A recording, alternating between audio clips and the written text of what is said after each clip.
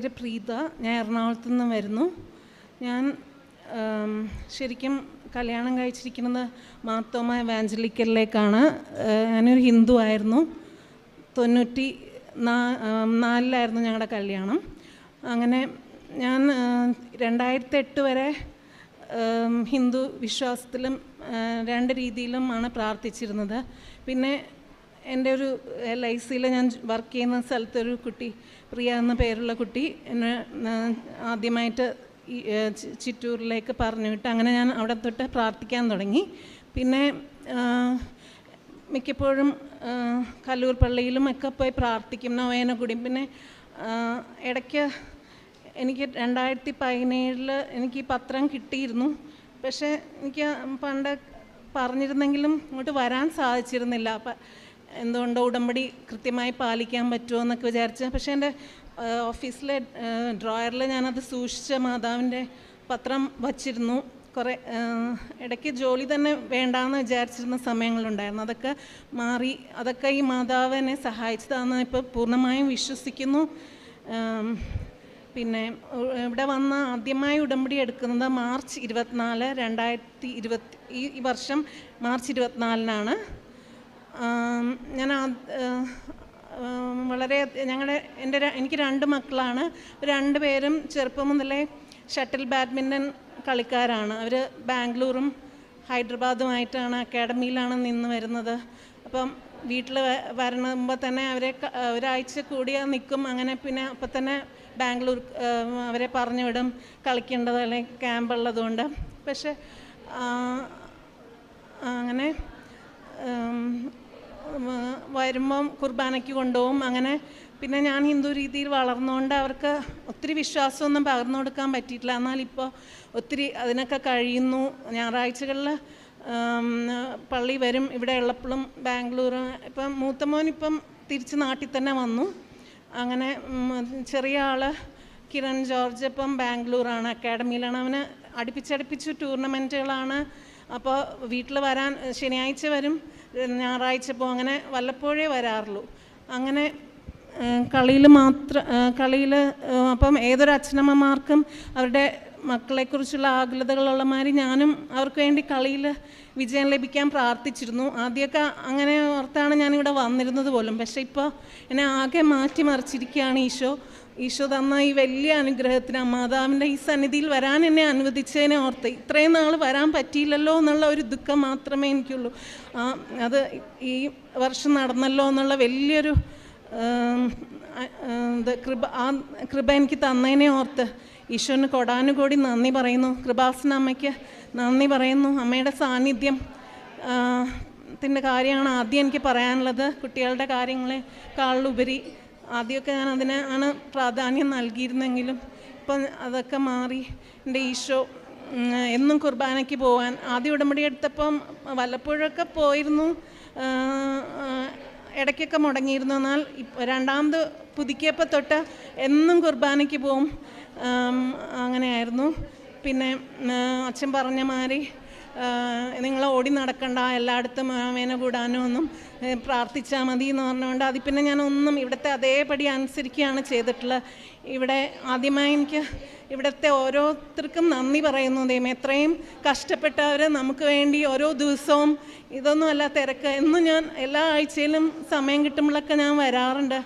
അപ്പോൾ ഞാൻ കാണുന്നത് ആ തിരക്കിൻ്റെ സമയത്തുമെല്ലാം മെഴുതിരി കൊടുക്കാനും എല്ലാ ജീവനക്കാരും, അച്ഛന്മാരും കൊച്ചമ്മമാരും എല്ലാവരും, സിസ്റ്റേഴ്സും എല്ലാവരും ചെയ്യുന്ന പ്രയത്നങ്ങൾ ഞാൻ കാണുന്നുണ്ട്. അതിനൊക്കെ ഞാൻ ആദ്യം ദൈവത്തിന് നന്ദി പറയുന്നു.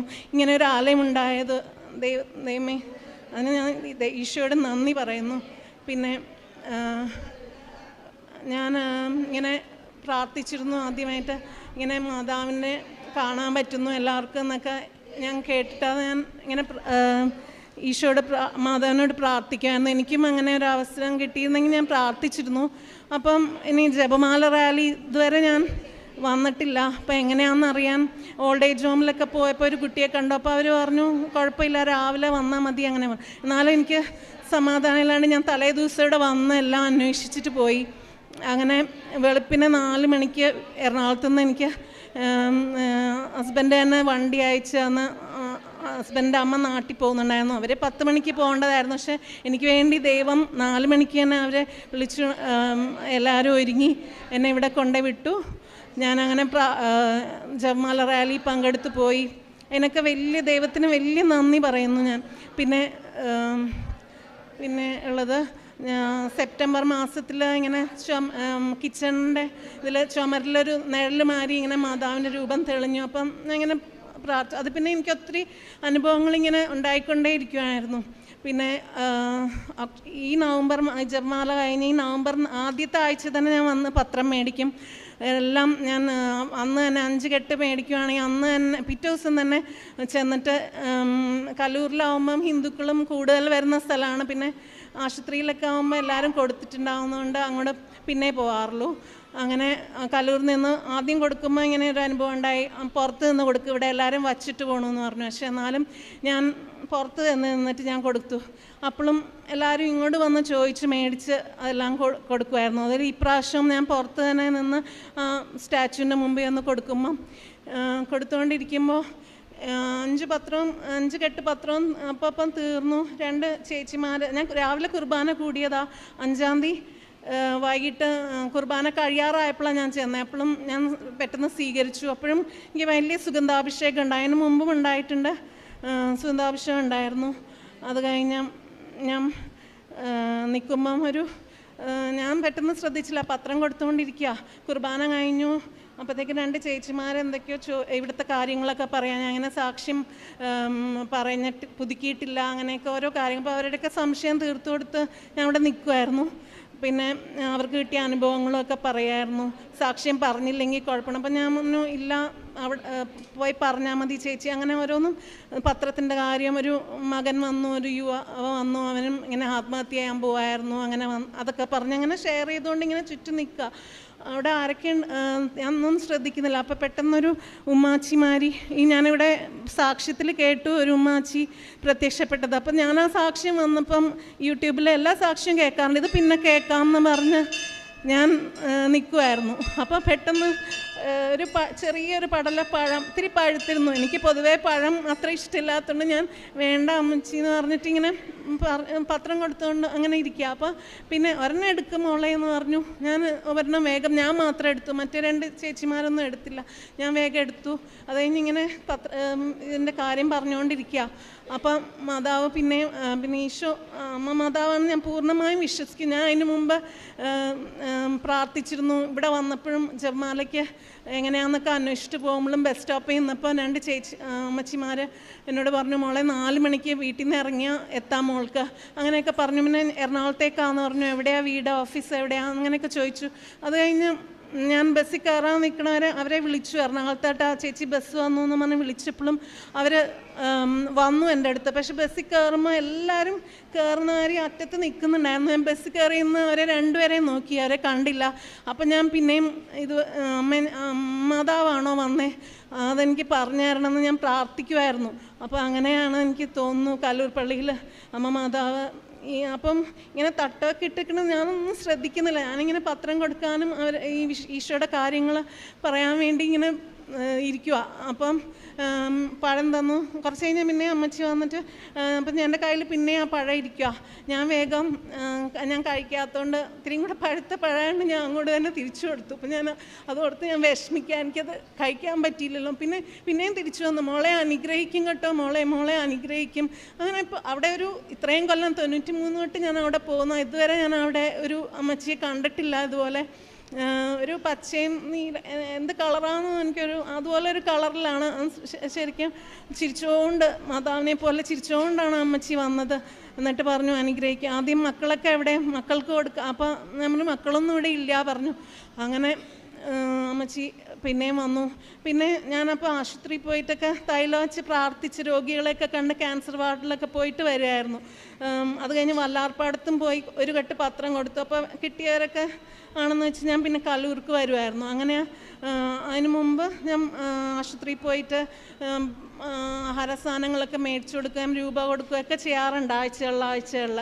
അപ്പം അങ്ങനെ പോയിട്ട് വന്നിട്ടാണ് ഇവിടെ കുർബാനയുടെ കഴിയാറാവുമ്പോൾ ചെന്നത്. അപ്പം ആ സമയം പിന്നെയും വന്നു. അപ്പം ഞാൻ വേഗം പിന്നെ ബാക്കിയുള്ളതൊരു 100 രൂപയുള്ളായിരുന്നു. ഞാൻ അമ്മച്ചി ഇത് എന്ന് പറഞ്ഞിട്ട് ഇങ്ങനെ നീട്ടി. അപ്പോൾ ഇങ്ങനെ നിവർത്തി പിടിച്ചുകൊണ്ട് ആ ബെഞ്ചിലിരിക്കുന്നുണ്ടായിരുന്നു. പിന്നെ ഞാൻ ശ്രദ്ധിച്ചില്ല ഒന്നും. അത് ശരിക്കും മാതാവാണെന്ന് തന്നെ ഞാൻ വിശ്വസിക്കുന്നു.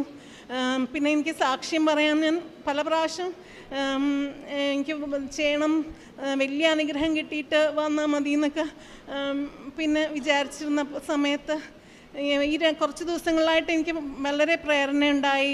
പ്രാർത്ഥിക്കാൻ പറ്റാത്ത പോലെ കൊന്ത ചെല്ലാൻ പറ്റാത്തൊരവസ്ഥ. അപ്പം ഞാൻ വിചാരിച്ചു എൻ്റെ മാതാവിന് ചെറിയ അനുഗ്രഹം പോലും ഏറ്റു പറയണമെന്ന് ഞാൻ വിചാരിച്ച് ഞാൻ ഇന്ന് വന്നതാണ്.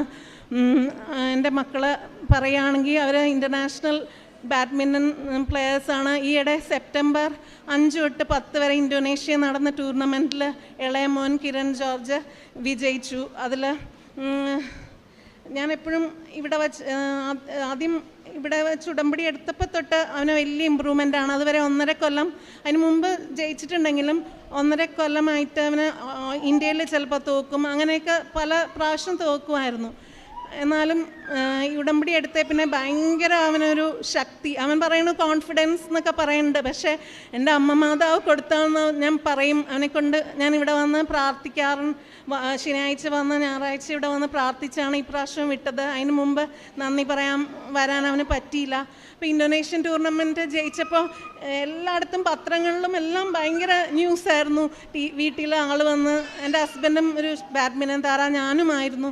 അപ്പം അതൊന്നും കണ്ട് മക്കൾ കളിക്കണമെന്നില്ല, എല്ലാം ദൈവത്തിൻ്റെ കൃപ ഒന്നുകൊണ്ട് മാത്രമാണ്. അപ്പോൾ അവിടെ ഈശോയ്ക്ക് മഹത്വം കൊടുക്കാൻ ഞാൻ എല്ലാം വലിയ ഇതിൽ ഈശോയ്ക്ക് എല്ലാ കാര്യങ്ങളും അവർ പറഞ്ഞെങ്കിലും ഈശോയ്ക്ക് മഹത്വം കൊടുക്കാൻ സാധിച്ചില്ലല്ലോ എന്നുള്ളൊരു വലിയ വിഷമം എനിക്കുണ്ടായിരുന്നു. ഞാനത് സെപ്റ്റംബർ 10 ഞാനിവിടെ ഇരിക്കുന്നുണ്ടായിരുന്നു പ്രാർത്ഥിച്ചുകൊണ്ട് അവൻ്റെ ഫൈനൽ നടക്കുമ്പോൾ. അപ്പോൾ എനിക്കറിയാം ജയിക്കും, ഞാൻ സാക്ഷ്യം എഴുതിക്കൊണ്ടാണ് വന്നത്. അത് മാത്രം എഴുതാണ്ട് ഞാൻ വിൻ ചെയ്യുന്നുള്ള ഇതിൽ ഇവിടെ വന്നിരുന്നത്. പക്ഷെ അന്ന് സിസ്റ്റർ പറഞ്ഞു പിന്നീട് പറയാം മോളെ, എനിക്കന്നും പറയാൻ ശരിക്കും പറ്റുന്നില്ലായിരുന്നു.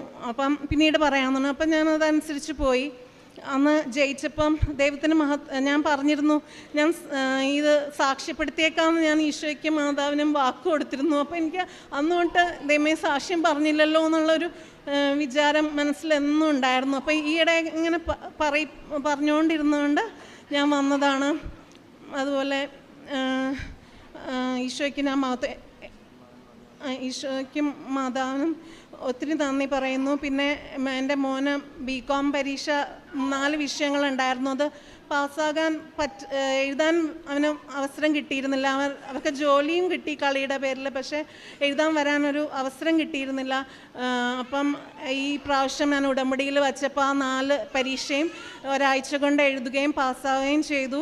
പിന്നെ മൂത്ത മോന് അരുൺ ജോർജിനും ഡബിൾസിൽ ഓൾ ഇന്ത്യ തലത്തിൽ ജയിക്കാൻ പറ്റി. അവന് ഇൻ്റർനാഷണൽ പ്ലെയറായിരുന്നു. പക്ഷേ ഇതൊക്കെ ദൈവം ഇനിയും അവരെ അനുഗ്രഹിക്കും. അവരെ കൊണ്ട് ഞാൻ ഇവിടെ വന്ന് സാക്ഷ്യം പറയും.